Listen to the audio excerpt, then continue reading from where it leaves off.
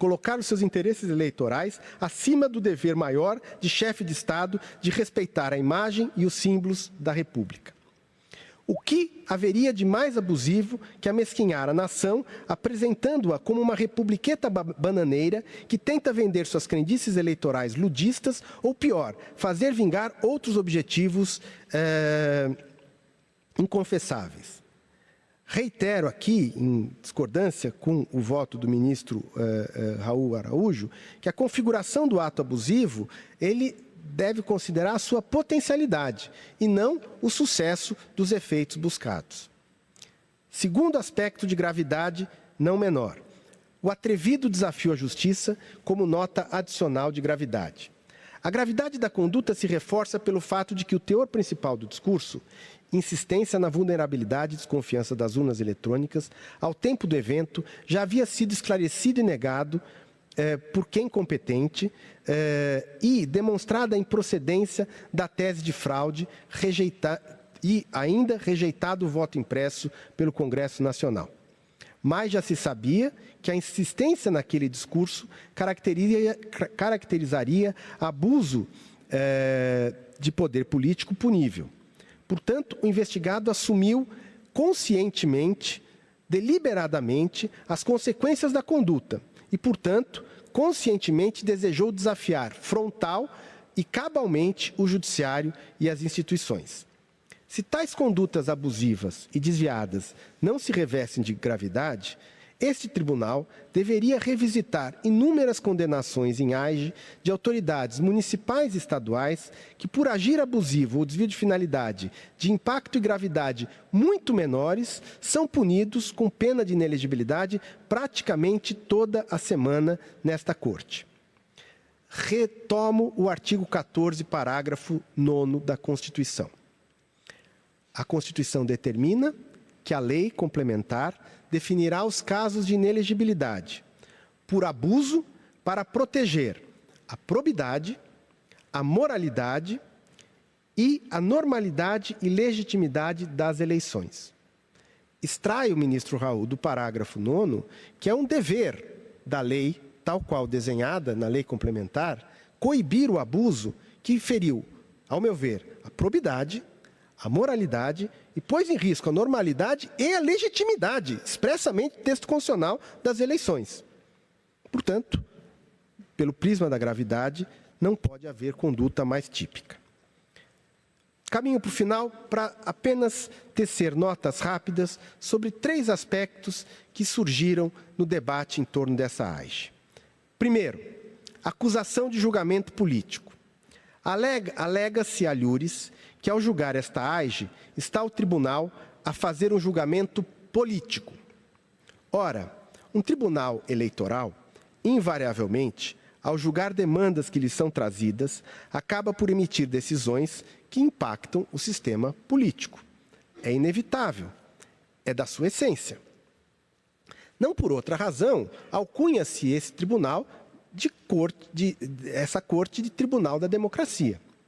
A justiça eleitoral talvez seja o elo mais saliente de engate estrutural entre o sistema jurídico e o sistema político, pois cabe a ela dirimir conflitos surgidos essencialmente na arena eleitoral, na arena política. Isso não a faz perder, a justiça eleitoral, sua identidade e coerência internas. Não a faz mudar os seus códigos de decisão. O código de decisão aqui, por mim, utilizado, é o de lícito e ilícito. Abuso, gravidade, sanção. Código tipicamente do sistema jurídico. Porém, interferências no meio ambiente político e interações com o sistema político sempre haverá. Uma decretação de inelegibilidade afeta o sistema político, mas é de competência contra a justiça eleitoral. Tolher que o Tribunal Superior Eleitoral decida uma denúncia de abuso de poder político, de desvio de finalidade, com fins eleitorais, alegando que isso interfere, aspas, interfere no jogo político, fecha aspas, seria transformar a justiça eleitoral em mera corte registral de candidaturas. Seria convolar o árbitro em mero espectador de disputas eleitorais em que as regras do jogo se transformariam em letra morta. Ora, se um candidato à reeleição do mais alto cargo da República se conduz de forma abusiva e desviada, mobilizando recursos materiais e simbólicos do cargo para desequilibrar a disputa, não tem o sistema jurídico outro comando a emitir que não a censura do ilícito e a aplicação da consequência sancionatória esperada.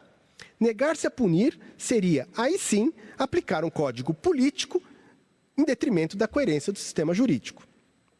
Segundo debate que surgiu em torno dessa AIGE, a suposta tentativa de erradicar uma ideologia. Se disse aqui, inclusive na tribuna, que esse julgamento teria se transformado num julgamento de uma linha política, em, aspas, tentativa de erradicar uma ideologia. Ideologias são inerentes ao jogo político eleitoral e, desde que não professem violações a direitos fundamentais, hão de ser respeitadas e incentivadas. Porém, o que se está a julgar não é uma ideologia, mas sim os comportamentos patológicos, abuso e desvio de finalidade, que podem ocorrer e, lamentavelmente, ocorrem em próceres das mais diversas ideologias.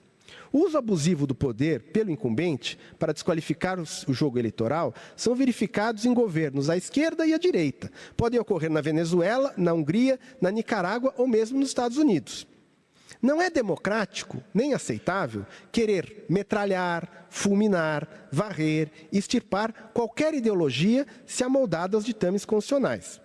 Isso seria odiosa intolerância, mas comportamentos abusivos devem ser coibidos e sancionados, têm um lugar em governo de qualquer matiz ideológico. Assim tem feito esse tribunal e assim seguirá fazendo. Por fim, eleições de Estado de Direito, respeito à soberania e respeito às regras do jogo, tema muito explorado e muito aprofundado pelo ministro Raul. Cabe, então, um breve comentário sobre a gravidade da sanção de inelegibilidade. Esta, por óbvio, retira um agente político da disputa eleitoral por tempo certo. Censura-se esta decisão, pois ela teria o grave condão, de fazer um tribunal retirar do escrutínio da soberania do voto popular um candidato, um agente político. Esse raciocínio, ao meu ver, apresenta duas fragilidades. A soberania do voto popular, entendo, é fundamental e imprescindível, mas não é a regra de maioria, o granjear do voto majoritário, o único requisito do regime democrático. Cumprir as leis e a Constituição tem igual importância. Eleger-se abusando do poder político ou econômico pode corresponder à manifestação de apoio do soberano titular do voto, mas não se coaduna com o regime democrático. Admitido esse comportamento, daí em diante, tudo é possível sob o apanágio da regra de maioria.